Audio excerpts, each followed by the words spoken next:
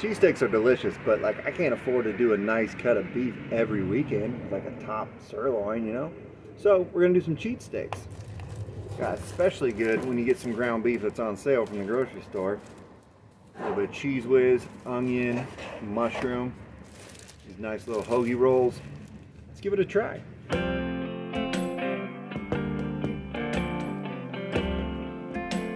All right, we're doing the New York chopped cheese cheat steak, whatever you want to call it. Got the griddle to about 375. Try to do this thing in real time. See what it looks like. Down goes your beef. It's just some 80-20 ground beef. It's about 1.5 pounds worth. Not too much, just for me and my wife, so should be plenty. And this is a super easy sandwich. I'm sure there's numerous variations. I already had some oil down on the griddle.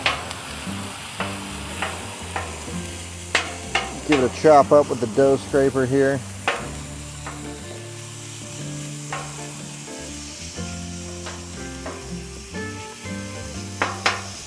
It really shouldn't take that long.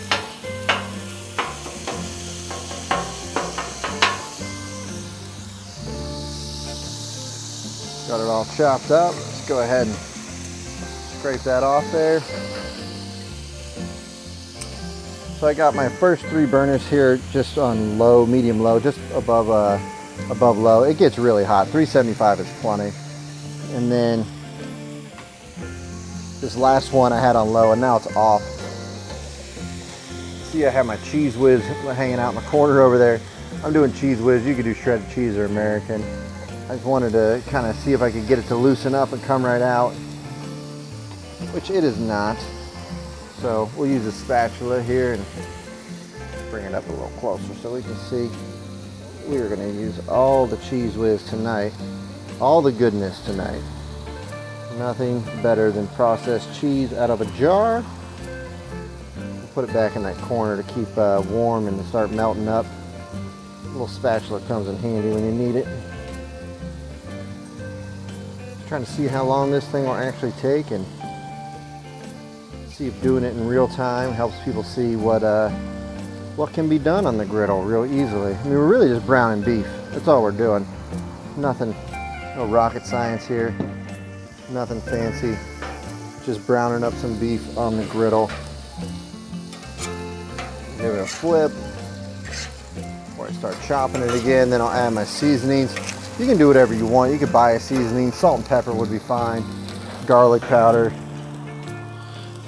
I'm going to use them Montreal steak seasoning just because I felt like doing something a little different. I use this on burgers a lot. Obviously, it's great on steaks. It's what it's there for.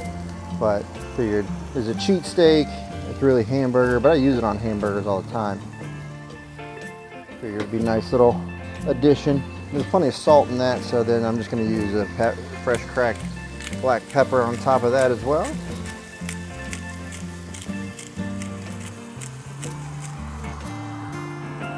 Then now, move that over a little bit. Make some room right there. Put down next to it our onions and mushrooms. And I did a lot of onions and mushrooms. I like onions and my wife loves mushrooms, so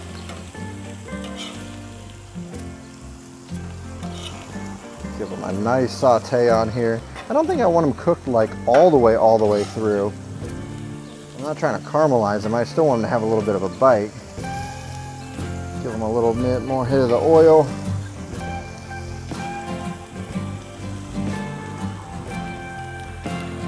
Get that off there. And I might give them a little bit of the Montreal as well, just so we get everybody seasoned up real nice here. See what the cheese looks like. It is already bubbling. Gotta make sure you stir that cheese whiz. I don't want it to burn. But it is bubbling and it's gonna be good.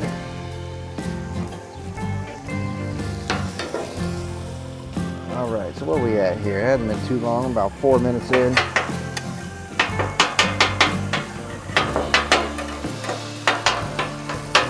Chop up our meat.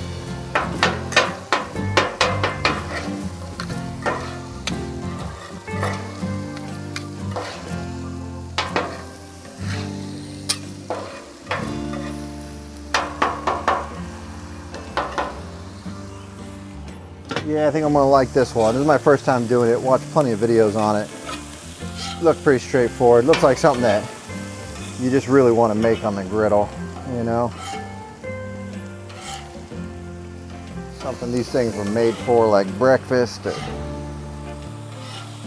more cheesesteaks or omelets, you know, just hibachi, kind of stuff that you bought a griddle for. That you just can't make inside. Well, you could make it inside. This might be a little greasy. And you certainly don't have the real estate like this. That is for sure.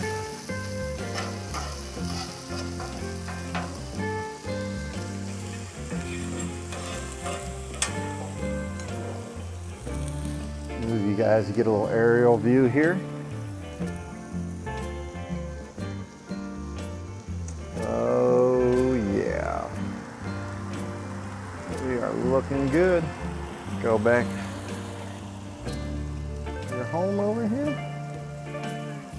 All right. I really like where these onions and mushrooms are looking right now.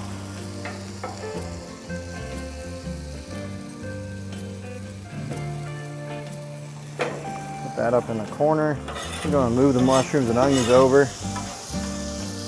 Mix it in with the ground beef. Should just call it a ground beef sandwich. I don't know why. Like, you start adding enough ketchup and brown sugar, you're going to end up with a sloppy Joe eventually, I guess. But like I said, for the price, I mean, it's hard to beat this, especially if you had a crowd. You can feed 10, 20 people this easily. All right, spread that out. Go ahead over here and get our buns.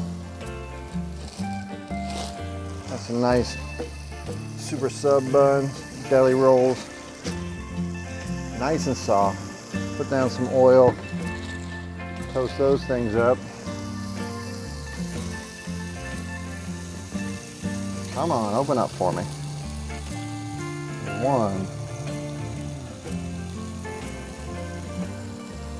There's two. Okay. We are looking good. This front part, this beef and onions is done. I mean, it is right where I want them to be. I'm going to go ahead and shut the heat off over there, to be honest with you. I don't want the onions, I still want them to have a little bit of a bite to them. I don't want them cooked all the way through. You could caramelize them, and that's totally fine. You could really cook them down, but I don't really want to do that.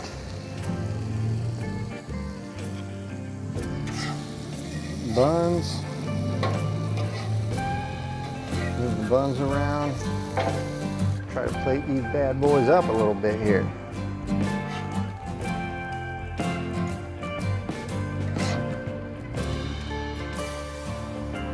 Oh my goodness.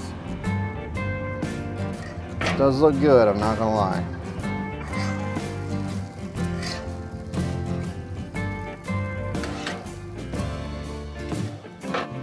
Well, ground beef and processed cheese. I don't know if it can possibly get any better or more delicious than that.